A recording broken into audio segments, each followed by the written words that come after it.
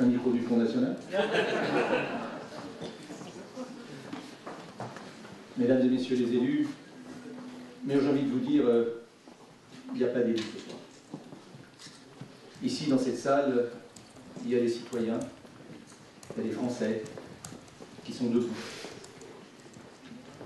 Dans des heures que très honnêtement, très sincèrement, j'espérais, du fond du cœur, ne jamais connaître.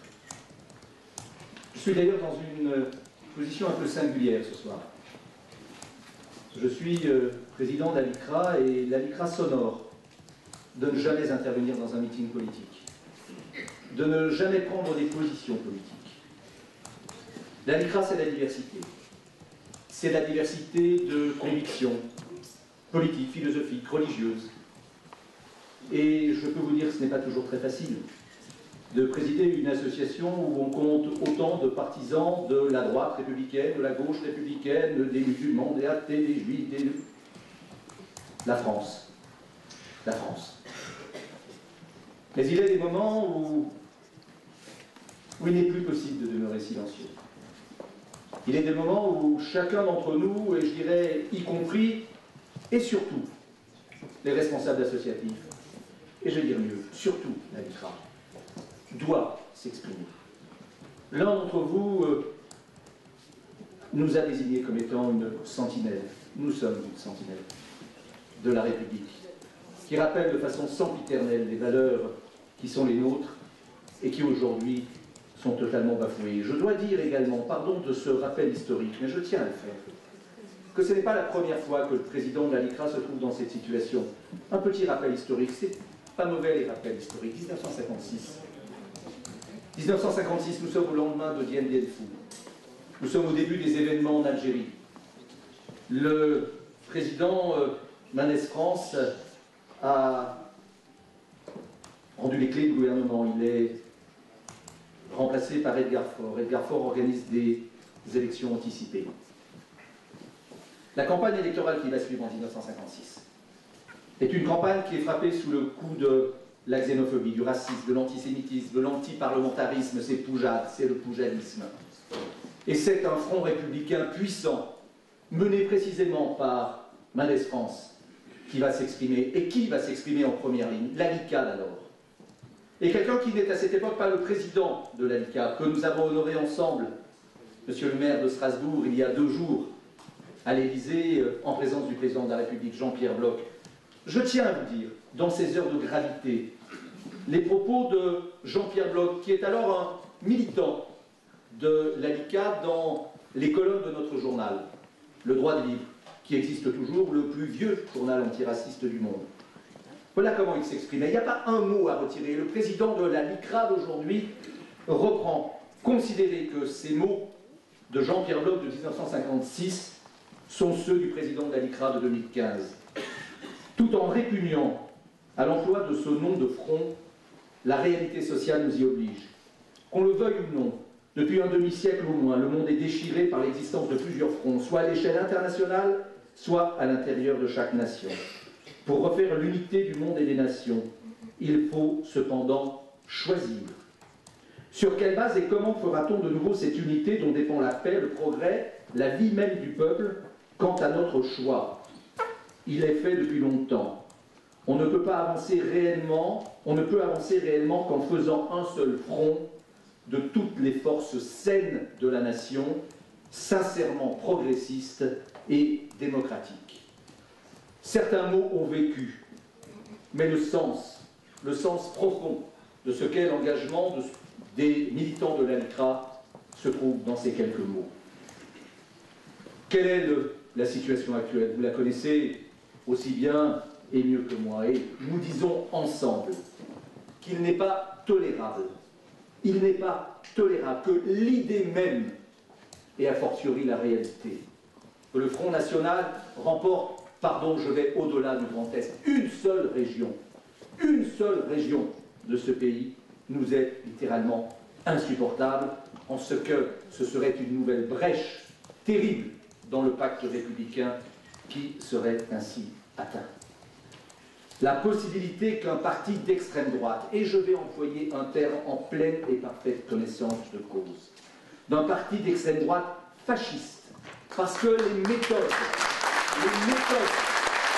qui sont utilisées par ce parti aujourd'hui, là où il gouverne, et pas très loin, dans une ville qui n'est pas très éloignée, dans votre grande région, celle d'Ayange, où les méthodes qui sont utilisées, clairement, sont des méthodes qui ne sont pas celles de la République. Et de voir pour la première fois notre pays souillé, sali, au regard du monde, avec ne fût-ce qu'une seule région qui serait gouvernée par un tel parti, pour la première fois depuis la Seconde Guerre mondiale, est de l'ordre de l'inacceptable.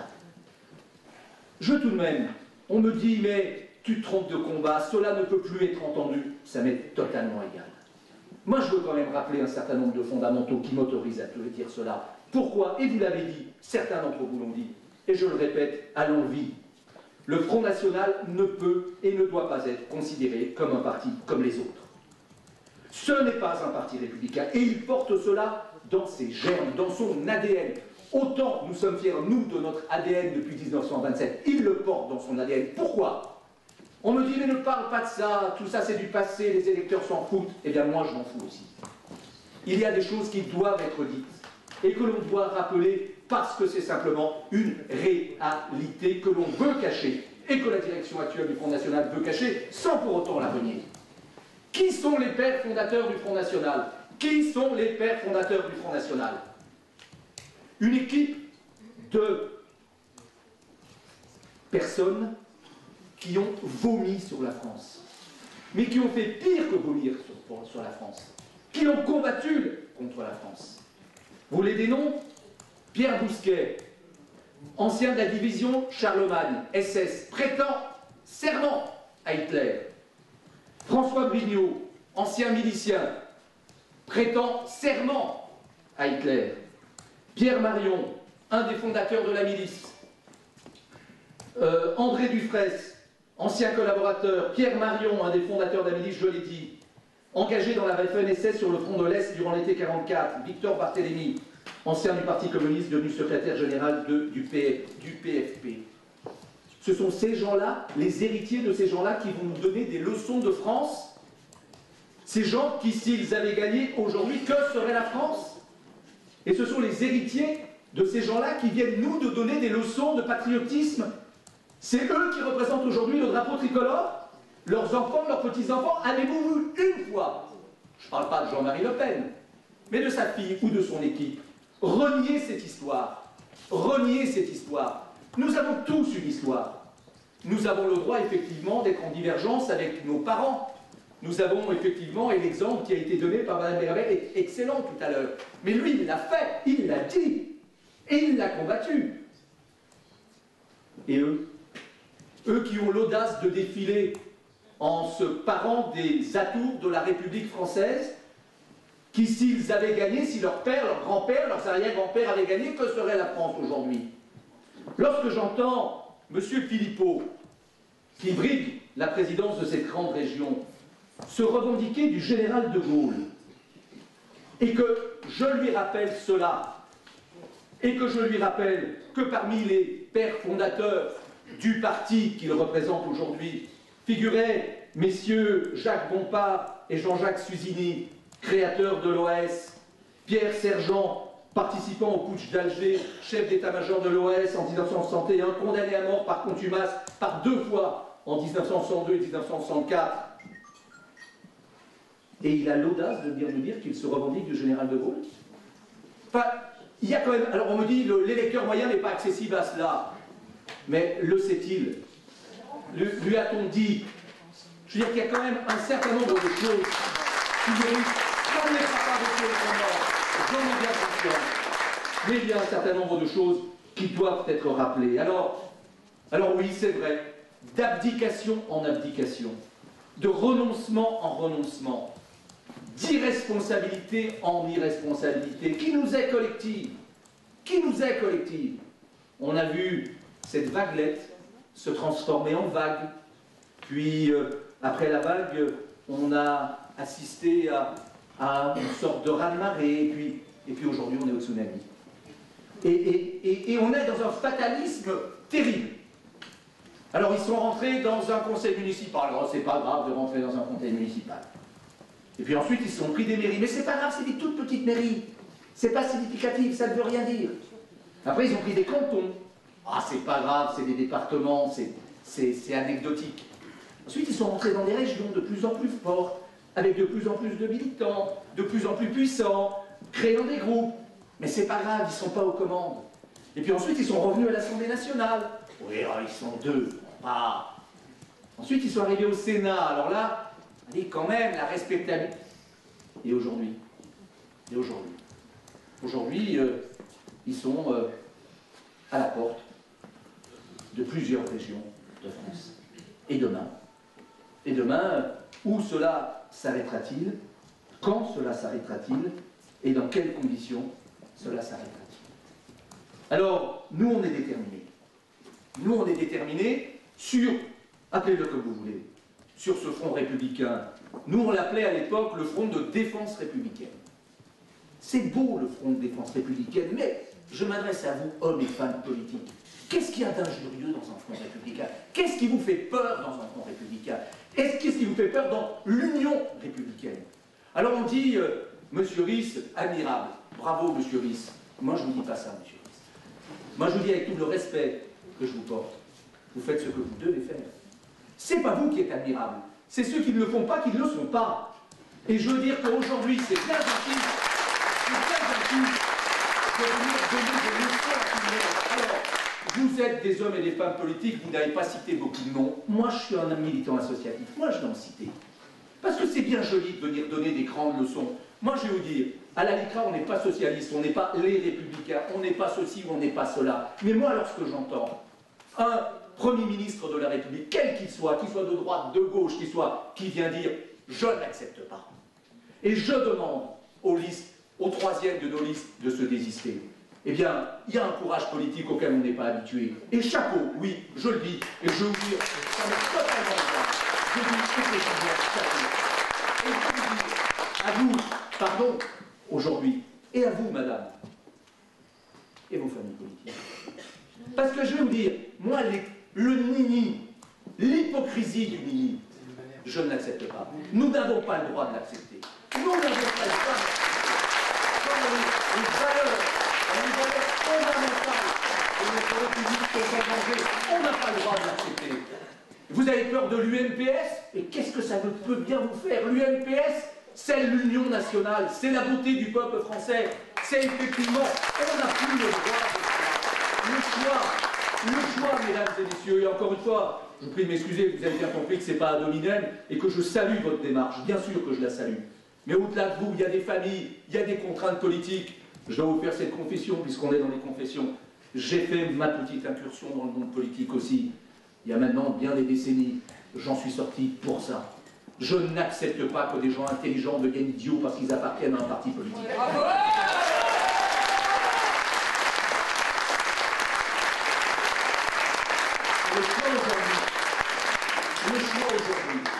Le choix aujourd'hui, il est clair. Le choix, il n'est pas entre la droite et la gauche, et vous en êtes la merveilleuse illustration. Le choix, aujourd'hui, il est entre ceux qui sont empreints, qui ont viscéralement une attache aux valeurs de la République, et ceux qui méprisent les valeurs de la République. Et je ne veux pas parler ici des électeurs, je veux évidemment parler de ceux qui les embrigadent et qui les conduisent sur le terrain du rejet et de la haine. Souvenons-nous, mais pas, je ne vous parle pas de l'antéchrist, en quelques lieux, en quelques temps où elle est parvenue à prendre le pouvoir, l'extrême droite n'a été pourvoyeuse que de haine, d'exclusion et de malheur. C'est une constante. Donnez-moi un exemple où l'extrême droite a amené de la lumière, a amené de la beauté, a amené de la bonté, a amené de la générosité, a amené de l'altérité. Regardez, puisqu'on parle des exemples, regardez ce qui se passe dans ces mairies, puisqu'on a ces exemples pas très loin, à Yanche encore. La terreur, c'est le règne de la terreur, et j'employais le terme tout à l'heure de fascisme, et je le revendique. C'est effectivement des méthodes qui sont inacceptables lorsqu'on s'adresse à la culture, lorsqu'on le retire des maisons de la jeunesse, tel ou tel ouvrage, tel ou tel livre, tel ou tel journal, parce qu'il n'est pas dans le dogme.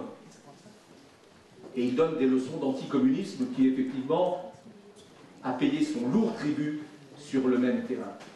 Nous sommes, effectivement, dans l'ordre de l'inacceptable. Alors, aujourd'hui, ici, puisque nous sommes dans le Grand Est, vous êtes à l'aise, vous. Vous êtes tous à l'aise parce que moi, je ne connais pas M. Richard, je ne l'ai jamais rencontré, je ne sais pas qui il est. Donc, je suis très à l'aise pour en parler. Mais je me renseigne un petit peu. Je veux dire que déjà, la position qu'il a adoptée à l'égard de Mme Morano me laisse penser que, voilà, c'est un homme convenable, avec lequel il est possible de discuter. Et lorsque je vois, au-delà de ces mots, lorsque je vois, parce que j'en parle avec mon ami Gilles, et je tiens évidemment à le saluer, lui et son équipe, qui font ce travail merveilleux à vous, parce que voilà la l'histoire de demain. Et je tiens à le signaler, je ne parle pas de l'homme, évidemment, pas seulement, mais aussi un peu, mais évidemment de ce qu'il incarne en valeur de la République. Lorsque je vois les actions qu'il mène, cette action dont vous avez parlé, madame, dont je crois que vous êtes en charge d'ailleurs à la région, qui a été initiée, je crois, par son prédécesseur, Adrien Zeller, au lendemain d'événements qui ont marqué votre région. Et comme avocat, combien de fois suis-je venu plaider dans les tribunaux et les cours avec mon ami Rodolphe, parce que vous avez, voilà, une petite histoire un peu difficile avec les cimetières, quand même. Donc je suis venu effectivement plaider, mais encore une fois, non, ce n'est pas une attaque contre l'Alsace. Et il y a des raisons.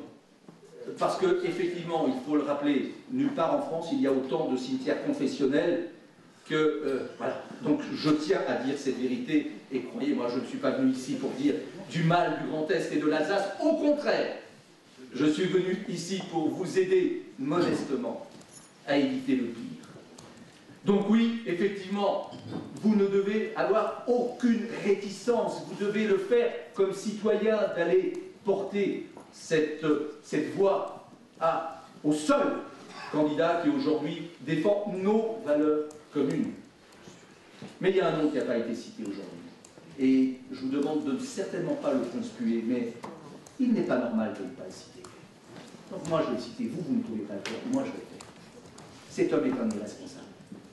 Cet homme est un irresponsable. Il porte un nom, il s'appelle Jean-Pierre Masseret. C'est un irresponsable. Et comme je me suis intéressé à l'histoire de votre ville, de votre région, j'ai vu qu'il avait été maire d'Ayanche. Alors, il ne l'était pas, mais son successeur, que je sache, a refusé de se désister au second tour des élections municipales d'Ayanche. L'histoire se répète, vous en connaissez la suite. Moi, je vais vous dire, et je vais terminer, je veux dire une chose. La victoire de Philippot dimanche, ça ne serait pas seulement notre défaite commune, ça serait notre faute. Et au-delà de notre faute, ça serait notre honte commune. Et je veux dire une autre chose, et je dis à Jean-Pierre Masseret, je voudrais qu'il m'entende. Lundi matin, monsieur Masseret, quand vous vous leverez, si, pardon, puisque je suis en Alsace, je peux dire ce qu'à Dieu ne plaise, ce que je ne ferai nulle part ailleurs. Si ce qu'à Dieu ne plaise, il devait advenir que l'irréparable se produise. Moi, j'aurais honte pour la France. J'aurais honte pour votre région. J'aurais honte pour mes anciens. J'aurais honte pour mes enfants et mes petits-enfants. Mais vous, monsieur Masseret, est-ce que vous pourrez encore une fois vous regarder dans une glace? Est-ce que vous mesurez le poids de la responsabilité qui est la vôtre au-delà du Grand Est? Dans la force du symbole, vous serez l'homme qui aura fait qu'une grande et belle région de France, et pas n'importe laquelle, de par son histoire, est passée entre les mains des ennemis de la France. Pour des considérations qui font précisément que 50% des Français ne viennent pas voter. Précisément parce que vous êtes dans vos petites combines électoralistes. Parce que, M. Masseret, vous ne valez pas mieux que ces gens-là dans l'approche des valeurs républicaines. Alors vous êtes capable de mettre au nom d'arguties juridiques absurdes qui pourraient valoir dans d'autres circonstances. Mais il y a un moment où les valeurs doivent supplanter toute autre considération.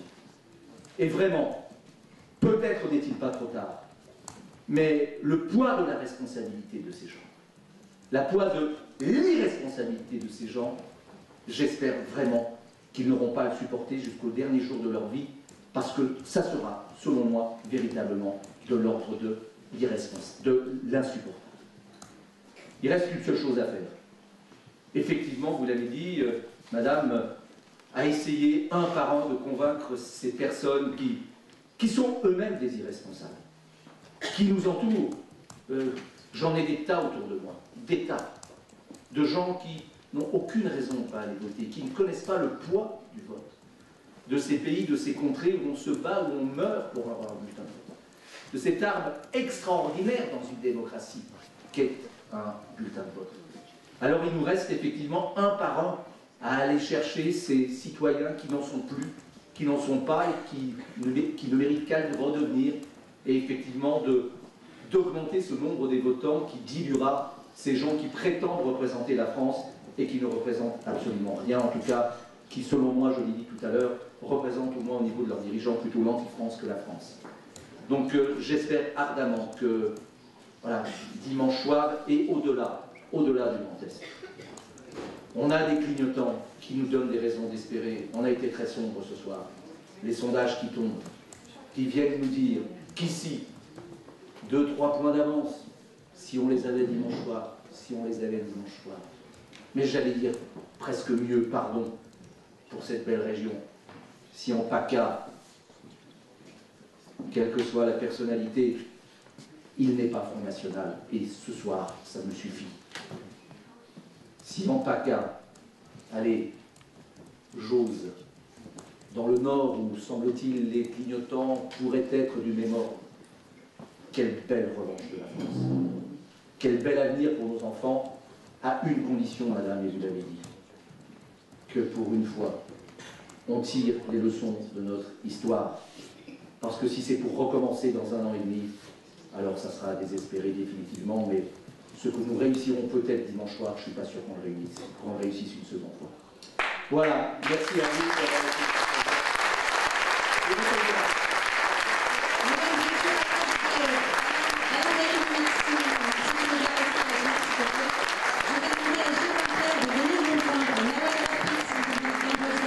Monsieur le maire de Strasbourg, Roland, s'il vous plaît, je vais demander à tous un moment de silence, une seconde.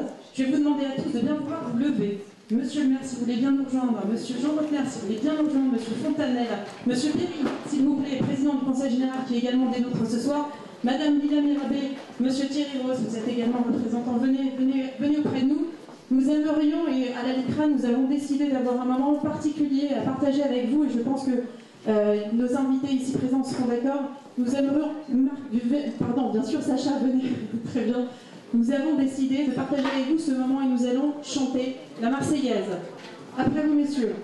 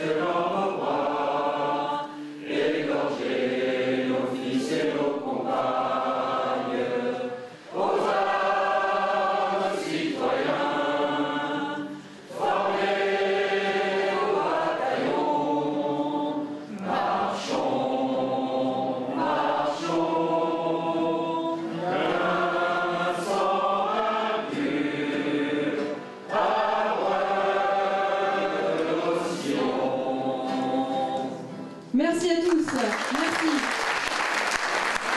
Merci à tous. Tout le monde va bien vouloir rester pour le concert que nous avons organisé. C'est Papy Rosen qui vient faire un concert et nous vous invitons tous évidemment à rester parmi nous.